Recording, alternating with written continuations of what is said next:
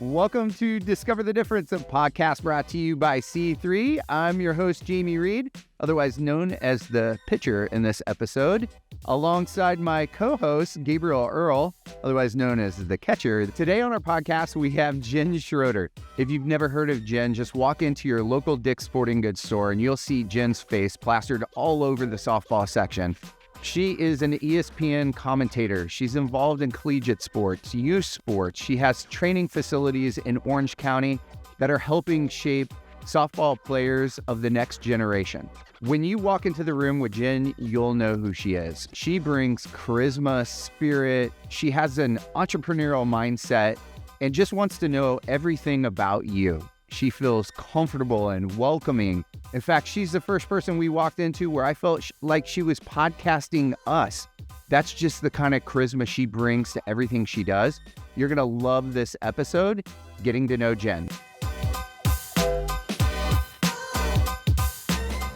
Give us a little context. I mean, obviously, to build a softball empire like you have, sitting in this awesome facility, where did it start? Where'd the passion come from? So I'm the oldest of four girls. We're actually the first family ever to have four girls play Division I softball. My dad's an immigrant from Germany. So he came to America and his dad did not value sports and did not value education. He valued work. So my dad actually had a full ride scholarship to USC, played water polo on Team USA. And my grandpa, who my daughter's now named after, said, no, you're not going to school. You're going to work. And so I think my dad, that lit something inside of him where I think you parent in a way where you either are motivated by how your parents parented you or you parent almost in spite of, where my dad said, my daughters are going to go to school, they're going to go to college. And in an ideal world, he really did want us to play sports. So I was the oldest. He raised me like a son. You know, imagine how intense my upbringing was. It was brutal. Like, it was absolutely brutal in the best way, though. The reason I am the way I am. But I just think that energy, that commitment to excellence, that German culture of typing and everything right, you work out all the time, you know what I mean? You're just really focused on those things. I think that how I was raised at a young age really led me on this road of entrepreneurship. That's amazing. Well, before it got to softball, it started in baseball. And so this question's for the girls out there. Like, why did he start you in baseball? And what do you tell other young players about which side of the sport to start on and why? Okay, so I did play baseball until I was 12, but my parents tried to start me in t-ball. And my dad got so pissed off, and hopefully I'm allowed to cuss on the podcast. Okay. Where the field, like t-ball fields, are just kind of stuck out there. And apparently I kept hitting the ball and stopping other games because the ball would go by. And so they didn't let me play any longer. And so my dad said, screw this. And we took like the 5 strongest girls to let him play baseball until we were 12. Because he's a white enough full bath a girl. He just didn't like the idea of babying a girl or telling someone to not go all out. It was like literally like, F this, we're out. And so I always played baseball with the boys.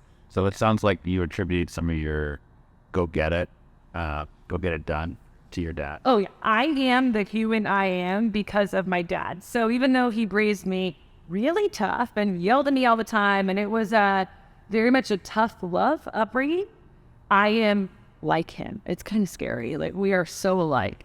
Is that how you're gonna parent my daughter? So are you gonna tell her don't do sports work? No. I'm not going to tell her don't do sports work. I think I'll parent my daughter in ways that he parented me, but I feel like I have a little bit more education than he had, right? We think you always want more. Your parents, like my dad, will always want more from me, and I'll always want more from my daughter, and hopefully generationally that continues. So I think that there will be, minor changes that I make. But he's still a really big part of her life because he sees her every day, and it's funny how he doesn't raise her the way that he raised me. No, he didn't raise a sport. Yeah, exactly. He didn't raise a sport, girl the way he raised me. Well, so for the young girls out there, the sport of softball has changed a lot. You and me over there had a hand in changing it. What do you tell them? Do they play baseball? Do they play softball? Or is it individualized? Put me on the spot here because I'm a softball girl, right? Play softball. But I have a 2.5-year-old daughter, and all of our friends from school are now signing up for baseball. And so, of course, now my kid's going to play baseball with these little boys. But she's 2.5. So I think at that age, it's like your body's out of change that much. Little kids, like little toddlers, they all look pretty much the same, right? And she's taller than all 3.5-year-old boys. She towers over them. So she'll play baseball to start, but I think hopefully she'll just play golf or tennis, honestly, and not softball. You gonna stress you out too much? Her mom's like on the box at Dick's. It's like, oh, that's Rudi's mom, It's like, maybe just stick to tennis or something. I think it's generalizing it a little bit, but I think you do notice when girls transition from baseball to softball, to stereotype it, there's an aggressiveness in their swing and their approach that transitions with that. You can kind of just feel it when it comes over from there. Well, and I think that's how people raise little boys and little girls differently, right? You're at the playground, for example, and the dad or the mom to their little boy is like, yeah, jump, do it. And to the little girl's like, don't get your dress dirty. And so they take that energy into sports and into anything that they do. And so for me, I never want to tell my kid to be careful. Like when I tell my kid to be careful, I get mad at myself. I don't want her to be careful. I want her to make mistakes, to get dirty, to scrape up her knees, to experience and learn for her own self, because I think that you learn so much quicker when you can learn from your own experiences than from what someone's telling you or preaching at you. Yeah. Do you see that as, that's really interesting because... that's our business philosophy too. I think about that too, with raising my daughters. Yeah. But do you think that's changing now, like from when you grew up? Like, is there an evolution in women's sports where, they're celebrating more of that, go out and toughness and go out and do it? I do think there is. And I think it's because now you're seeing a generation of moms who played Division I softball or who were Olympians or who were better athletes than their husbands, right? And so you're now seeing that females can be a mom, a business owner, intense, pretty, like you can be all sorts of things instead of just being in one box. This is jumping way ahead, but it's interesting because, when you look a lot at sports, like say at an Olympic level, at the U.S. or with the U.S., there, to some extent, there's a lot more success with our women in the Olympics than our men. So how do you think the monetization of professional sports catches up? Like we see the women's professional soccer playing a hand in it. How do you see it catching up? Yeah, I'm actually really good friends with Alex Morgan, who's a mom, who's just the leading goal scorer. I think she just had 14 goals with Team USA, which is the highest ever amount of goals scored for a mom. And I've, text her about some of these differences in monetary pay. And I think what bothers her the most are the differences in playing conditions and what's expected of them. And so I think, I don't know if monetarily it'll ever catch up. I don't know if a brand will ever pay a female as much money. I hope. I would hope. I know what I get paid from Easton and what, professional baseball players get paid. And I can tell you I actually get paid more than them for deals that are similar, which is very cool. But it's my hope that maybe someday the playing arenas and the spaces that you're in and the tables you get to sit at are the same, more so than just the dollar amount. Yeah. So there has been a huge change, but, it's like in progress, there's always a lot more to happen. What do you think is driving that change? And what do you think what can drive it more? Well, I think just social media being at people's fingertips, people are now more educated on it because everyone has a mouthpiece. You pull out your phone and now your opinion matters to so many people. And so I think these athletes with a ton of social media following are really driving the change more so than we look 10 or 15 years ago and it's like print media or media online on like google.com or you're reading your daily, like that's what my dad still does. It's like he's reading his daily news at night where it's like we all find our information from what people we follow are saying, right? And so I think social media, podcasts, just getting information out is going to be the biggest presenter of change. It's funny because I saw like a TikTok or a reel or something of a comedian on this topic. And he's like, women, it's your fault that women aren't getting paid more because half of y'all are out there watching Real Housewives of so-and-so versus, being at a professional game where all the guys are at the professional game driving 100% attention where you guys are splitting it. And at first, when he was saying it, I was like, oh, this is going to, piss a lot of people off. But there's a little bit of truth to that and the connectivity to social media that you're saying, because it's becoming so much cooler to play sports, and the types of girls that are engaging at a younger age. I imagine looks drastically different than it did, when you and Mia were at that age. No, I'll tell you something. So you bring up like housewives, and I'm obviously from Orange County, and I have known quite a few housewives. How do you call out Orange County? Housewives of, wherever. I'm friends with actually a lot of these housewives, and I'll go to these events, right? And it's like, man, on a Wednesday night, you're having to get dressed up to go to a hotel for some random launch party. It's great. Please keep inviting me. They're fun. But I walk in the room and they're so intrigued by me. Like, they don't understand what I do, and I don't understand what they do. And it's so funny how intrigued all these women who are housewives or, they do brand deals online, but they didn't play sports and they didn't always benefit their family, right? They didn't always monetarily give to their family. They are now because of social media, but they didn't always. They look at me and they are just so confused by me, but also intrigued. But I think that they'll raise their daughters to play sports. I think that's what we're seeing more of. Do you think that they're realizing? I can see that. Yeah. Do you think that they're realizing, as social norms change, that just all the benefits of being part of a team I do. and playing the sports and, the resilience and the teamwork and all these things that actually, benefit life skills, right? Like, get somewhere early. Early is on time. Be committed. Be hardworking. I do think that people are realizing that sports teach you how to be a good person. I always say, yeah, I teach catching, right? But really, I'm a life coach disguised as a catching coach. Absolutely. I will say that not all. Some of those moms are the most annoying ones in the league. So you're like, dang, lady, like, come to real life over here. But, we really want to ultimately get to a place of learning your business strategy and monetization and how you've created your brand. But take us to the next step. So at 12, you switch over into softball. Mm-hmm. How does it progress up to going to UCLA? Yeah, so I played travel ball, 12U, 14U, 16U, 18U. I played on the Firecrackers with Mia, who you mentioned earlier. It was my Shout teammate. out to Firecrackers. Yeah, go we were on the Firecrackers when there was one Firecracker team, though. That's it, one. And we were on that team. So it's obviously, there's hundreds now.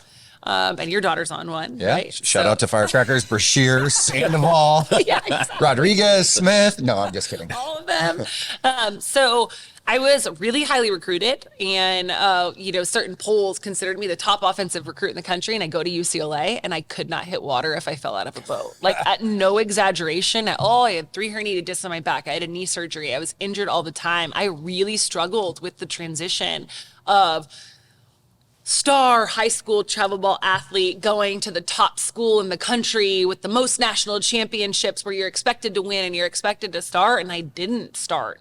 And I was constantly injured, and it was really hard. It was a big reality check for me. Were the injuries a part of the environment and you like pushing yourself, or mental calibration, or yeah, where did it come in the from? weight room, I herniated discs in my back, and then my knee injury didn't actually have to do with catching. It's like misplanting on a shuffle, and then my arms hurt.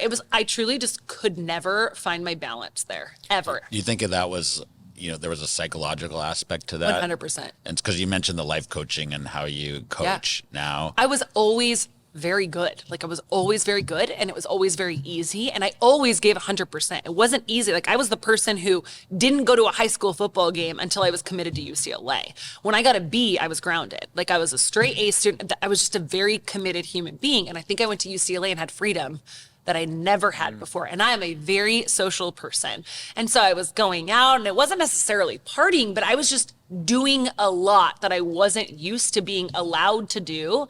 Not just because my parents didn't allow me, but honestly, I didn't allow myself to do that in high school because I was so focused on a goal.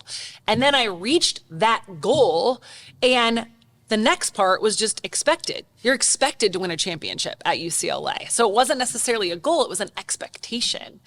And it wasn't until my junior year, after I redshirted a year, that I finally had to reframe my brain. And I thought, okay, well, I'm not adding value to my team from an offensive standpoint.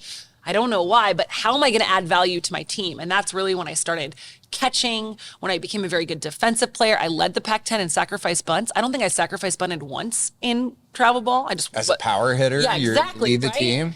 And not expecting it, right? No. And so for me, it was figuring out how to add value to situations. Like any room that I go into, I want to add value. I don't want to be the smartest person in the room. I want to hear other people's stories, as you guys do, but I want to figure out how to add value. And so I had to reframe my brain. And I got 2 degrees at UCLA, history, political science, and I really wanted to be a lawyer and get into politics.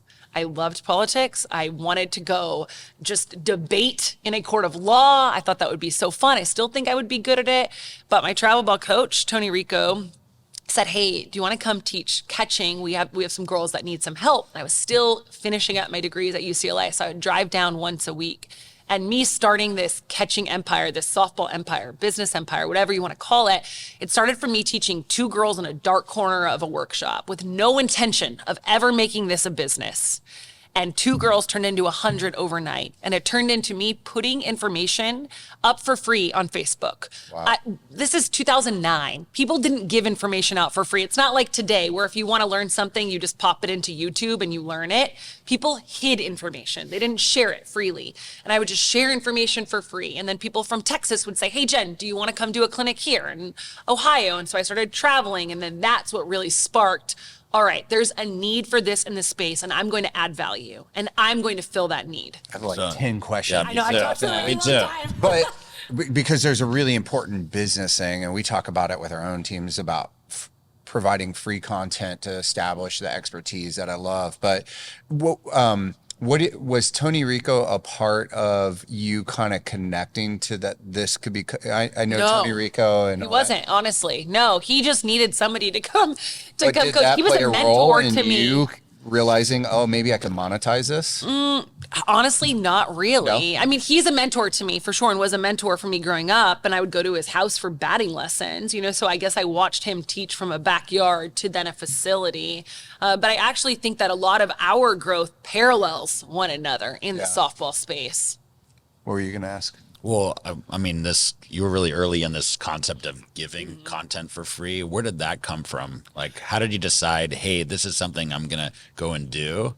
So I'm just a social person. And so for me, it's like, I want to know about just you. being me. Yeah. So I was just organic. Like, this is what we're doing. And it was just fun. It was fun for me to share and to showcase girls I was really proud of my athletes, right? So for me, it was showing off my athletes and it just became really fun. I didn't even think about it as giving away information for free. I just wanted to show people what we were doing. Awesome. That's awesome. So for the girls out there, when we go to these big tournaments that you guys all played in at 12 and 14U, and they're serious. And what do you tell the girls? Like, because it sounded like maybe you were saying in there somewhere that you didn't participate socially as much as you could have. And when you got to college, that exposure to it maybe threw you off for a little bit till you found your way again. Mm-hmm. If you rewound the tape, would you change any of that? Because it does require a big commitment to play, in these travel organizations. So I think I'm a person who will always say I don't regret anything because anything that I did brought me to the place I am now.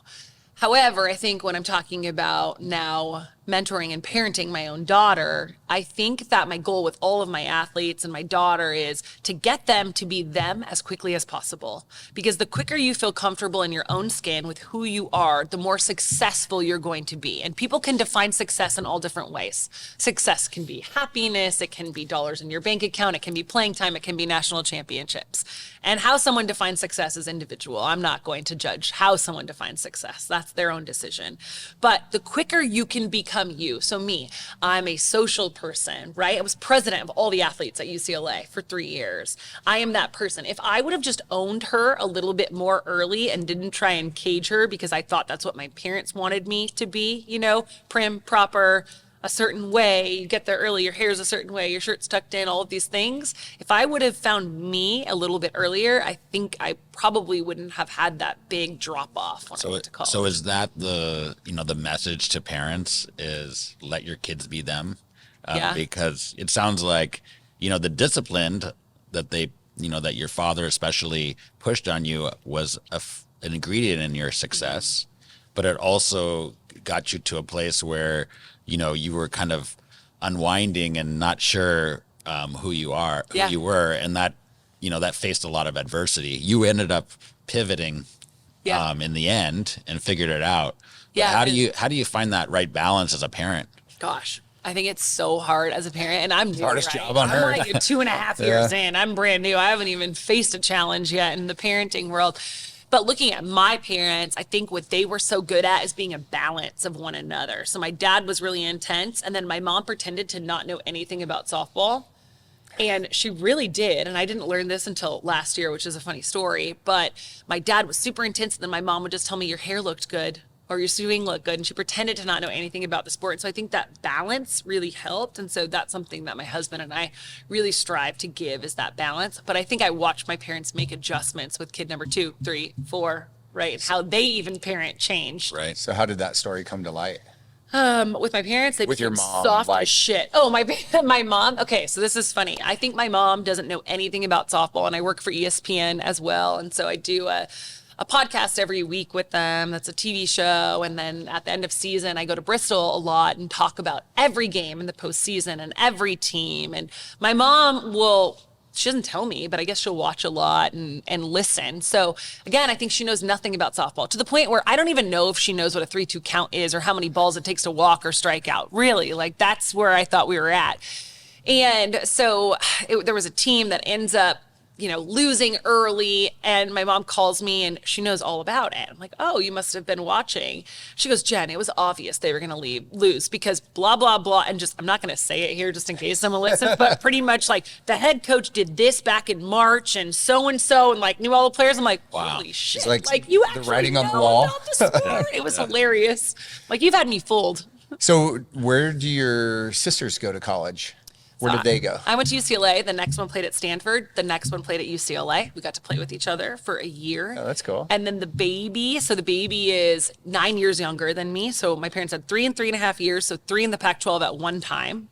And the baby said, I don't want to be a Schroeder. I'm out. Let me get to the SEC. And she went to Arkansas and had a really, really great career and really loved her decision to get out of the Pac-12. So does that allow the 2 UCLAs to gang up on the of other course. 2 and 'Cause we're the best. dominate? Yes.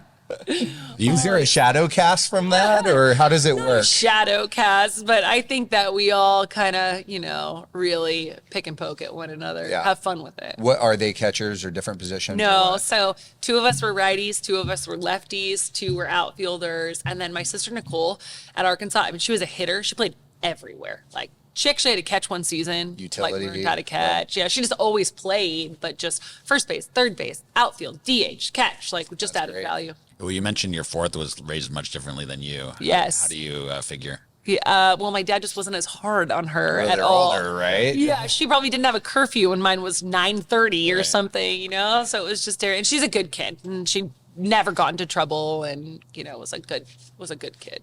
So walk us through. It's the first business entrepreneurial besides private lessons and whatnot. You come together with 3 other people to put together, like, would you describe it as a tour of Yeah. clinics that you put on? How does that's the first business, right? Yeah. So what happened was, I told you I started to put videos online, and people started to ask me to go to these places. So I first started to travel and just do catching.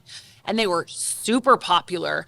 And I realized from a marketing perspective, if all of these people want to come catch, they obviously want to do other things. So my sister at UCLA, Katie, said, hey, Katie, I need help because I have so many people coming. I need help. I need someone who I can trust, who can coach with me. Can you come and then I'll market and throw you a hitting event so that you can also make some money? So at first we were just doing catching and hitting.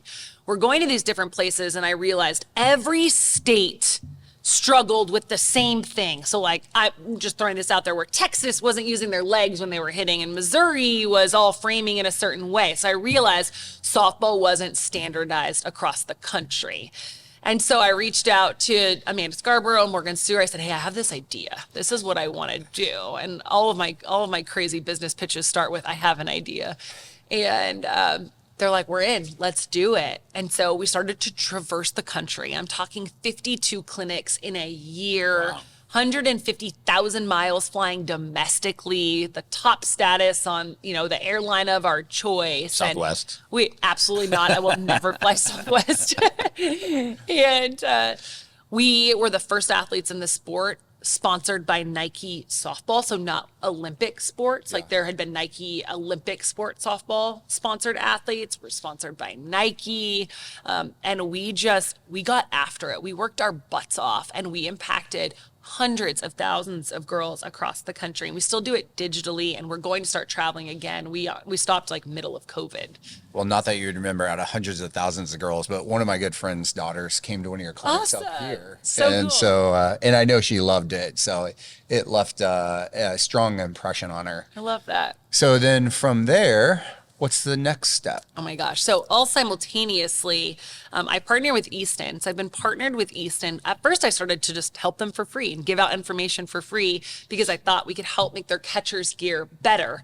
And then after 3 years. What does that mean? So like you just call up Easton or like, I No, think I can make your gear better? Or Well, how's that pretty go? much. It's kind of how it went, honestly.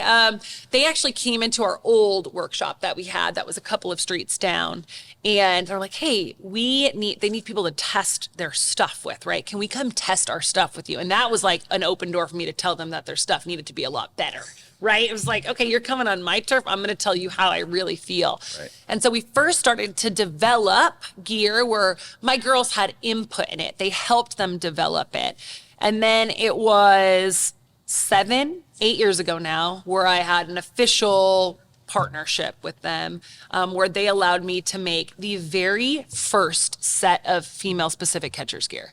So it's crazy. 2019, this launched. 2019 is the first time in the sport That is bananas. that there's catcher's gear made specifically for a female athlete. So it was generic before?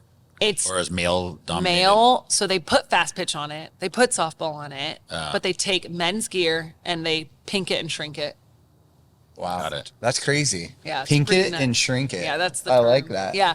Even now, I just was up at Easton yesterday and I have a picture on my phone that I won't show. I'll show you guys off camera, but I won't call out the brand. But we have their baseball and their fast pitch gear side by side, and it is absolutely identical, except for one just says fast pitch on it. They just market it in a different way. Oh, that's hilarious. Yeah, and so from a sales perspective, this gear, it sold out right away. It's always sold out. But what I'm most proud of is the margin that exists between this gear and then the next highest selling brand. That margin is greater than any of the other companies' sales Wow. in gear. Yeah.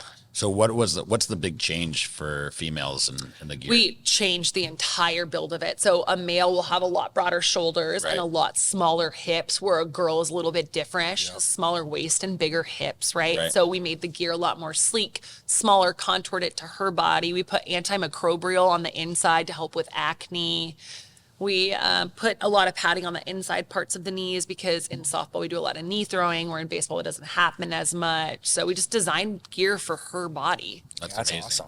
Yeah, so it's really cool. Yeah. And so now, I mean, this partnership is, God, we're on year 8, 9, and Have you no gotten stopping. feedback in the marketplace? Have people said, hey, this is... It's the best gear, and like no bullshit. Like it is the best gear. It's called the very best. We named it the very best. You're like, we're just going to call it like it is. 100%. So if next question is off topic, no worries. No, We're you're going to fine. edit all this. But is the Dick's thing we just can the talk about normal gear going into Dick's? Okay, no, so this gear, the very best gear, is already in Dick's. So Right. if you walk into a Dick's, you'll see my face. So I'm moving to your athleisure wear. Yes. Can we talk about that? Yeah. Or what part of it can we Yeah, talk about? yeah, let's talk. I don't care. I mean, what are they going to do? Or talk about whatever you're comfortable with of Okay. how you go from starting with catching gear Yes. into... So we started with catching gear, and now I have gloves and I have bags in Dick's as well.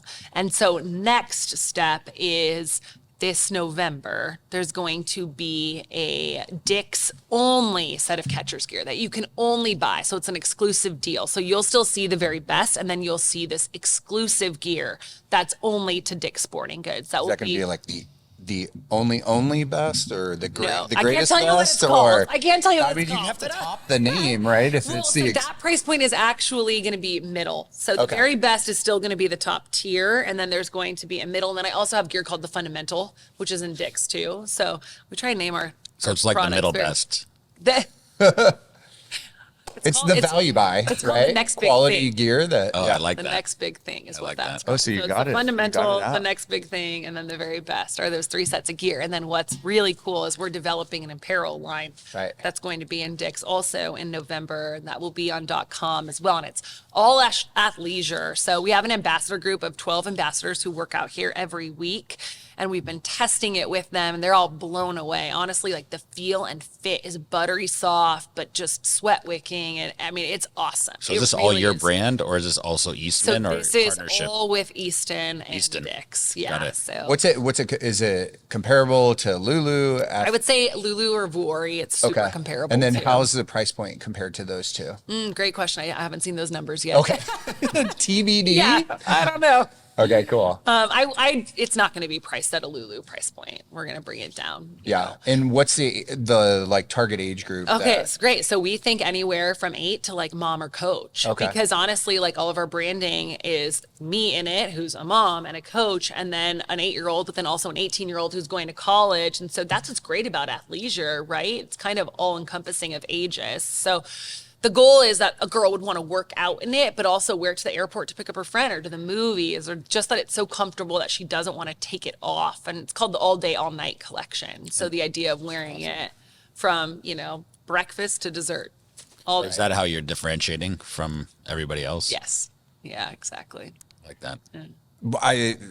We always end with a what's next, but that's That usually is the very what's last. next, But, I mean, like beyond, will it stay as a strategic partner with Easton and Dick's, or I don't know Is yet, the to be world honest. broader than that out there potentially? Or? I do think so. I think that Dick's is doing, in the softball space, Dick's is doing a really good job of, they're launching 15 stores that just have the softball shop, and they're really like pulling away from baseball. And so at the beginning of this conversation, we talk about these, sex things like male and female. And so I think it's cool to be on the front end with a company that is proud to have softball at the forefront. What's next is potentially a unisex set of gear that would be for men and females that I make. That would be a lower end gear as far as like your first T-ball or 8U set, because bodies haven't changed yet, right? You don't need a female silhouette because toddlers pretty much all have the same shape of body, right? Yeah. At 5 to 7 years old. So potentially that's the next step, and hopefully crushing those, societal norms of sexes. I do think Dick's does a great job. I mean, the one by our house is not the softball ambassador kind of store you reference, but there's still like a very clear delineation between the baseball side, the softball side, and it's branded to women, versus just a generic, and it presents itself in a different way than a lot of other stores do. Yeah. Yeah. I think that they're doing a good job. I'm their toughest critic. When I walk in, I film stuff and I get upset. I'm like, I have friends now who are buying stuff for their little boys or little girls who don't know what to buy. And I think that they could make it easier for a parent to go in there and shop. And so that's going to be my next initiative. That's exciting. We're going to have to do a part 2 with her. I feel like there's so much more to get after. We're running out of time. Maybe in a year or so, as the brand evolves, we're going to have to come back and circle back with you, because I feel like you're going to have a lot of things develop in the next year or two. Well, I see it like you're friends with Alex Morgan. Maybe you're going to pivot to I don't know, other more. sports Yeah, and bring it to other places. It's limitless. Yeah. Okay, so we didn't tell you earlier, but we're transitioning to rapid fire. All right, let's do it.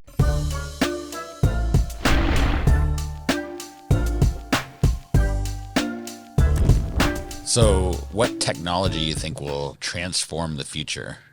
Ooh.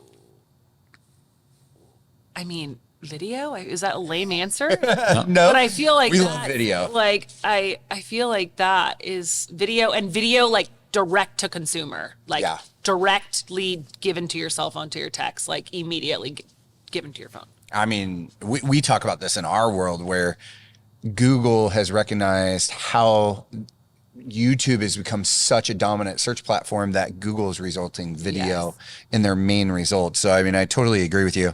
And Mia's to blame for these questions. So if they're I want to hard, go back. I don't care if they're hard, but One thing, okay, this is really outrageous, but I think we're not far from it, is you're walking into a sporting goods store like Dick's, and literally it's me there answering questions in the shape of the virtual, like it's a that's VR we're not that far off. Like that exists, right? Like what size gear should I wear? And I'm like actually fitting you for gear. I And agree. your clothes are changing in the I'm hologram. not, we're not far off from We it, just got the Win reality, and I mean, it's mind blowing. Right. I mean, it's great baseball, softball, contextualized to every aspect you can imagine. So I don't think it's that far off either. It's pretty cool. Okay. This would be hard for me. I don't even know how I get there, but what TV sitcom family would you be a part of? Oh, geez. I really don't watch a lot of TV at all. We were on the Orange County Housewives before. You'd be Guys, the I have outsider. so many friends. Or like, don't get her in trouble. Yeah. No, they have talked to me about being a part of it. I'm like, absolutely not. Okay, so I you're can't not do a part it. of that one. So we established one. Yeah. That you're not a part of. I honestly don't watch enough TV to know. I don't watch a regular show. I'm trying to think of like what should we be a part of too. I'm like, I don't know. I mean, like Yellowstone. All right, yeah, that's a My good one. dad, All my right. husband are rowdy.